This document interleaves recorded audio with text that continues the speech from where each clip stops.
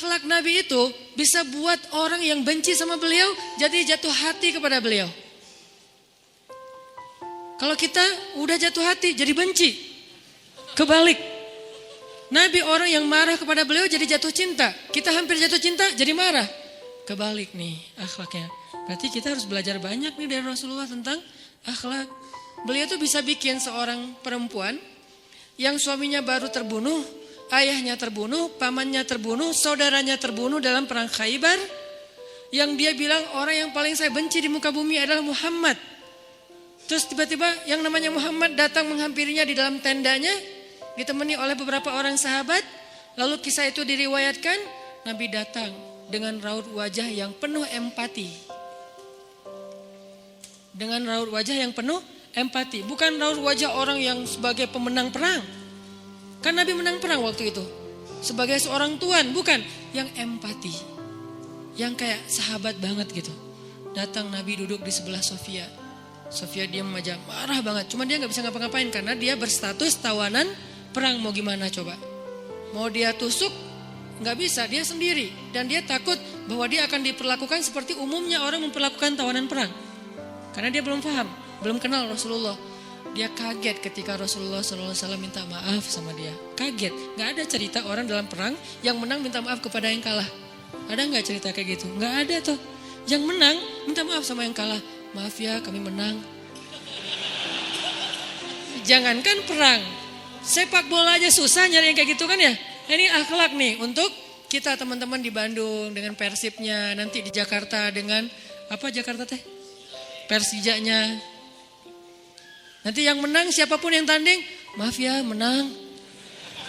Dari mana lo akhlak kayak gitu? Rasulullah. Karena yang itu lebih serius loh daripada bola. Bola kan cuma permainan, entertain, olahraga kan. Gak seserius perang. Perang itu serius. Kalah itu meninggal artinya, terbunuh. Kalau kita kalah paling ya kurangnya apa? Gak dapat skor gitu, gak dapat poin. Kalau itu kalah, terbunuh. Nabi datang minta maaf dengan ekspresi empati yang tinggi, yang dalam.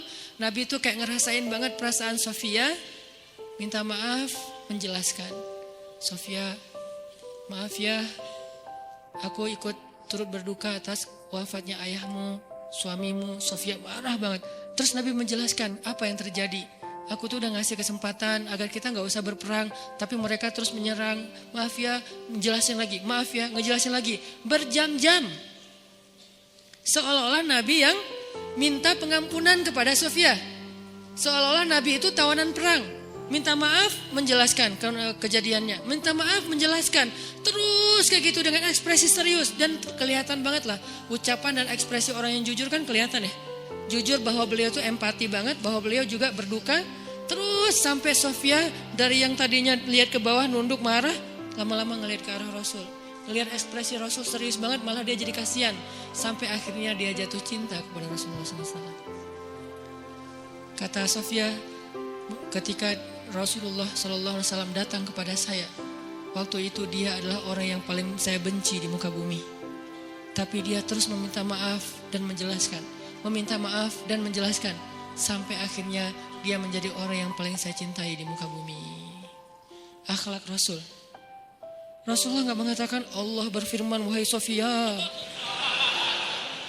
Enggak, belum kesana. Akhlak dulu, baru nanti ajarin. Tarbiyah namanya kan ya. Sesungguhnya di dalam Al-Quran ada ayat tentang orang-orang yang kafir yang telah mati terbunuh. Enggak, Rasulullah tuh tahu. Jangan ngomongin tentang ayahnya yang mati terbunuh, ibunya yang pamannya, suaminya yang mati dalam keadaan kafir. Nabi gak mau ngomongin itu, kenapa? Menjaga perasaan Sofia. Kok masih dijaga sih perasaan? Kan mereka beda agama, mereka orang kafir. Inilah akhlak Rasul. Sehingga Nabi membahas yang membuat Sofia merasa kayak dihargai. Sebagai seorang janda, sebagai seorang perempuan, sebagai seorang yatim, sebagai seorang tawanan. Sehingga dia takjub dengan akhlak Nabi.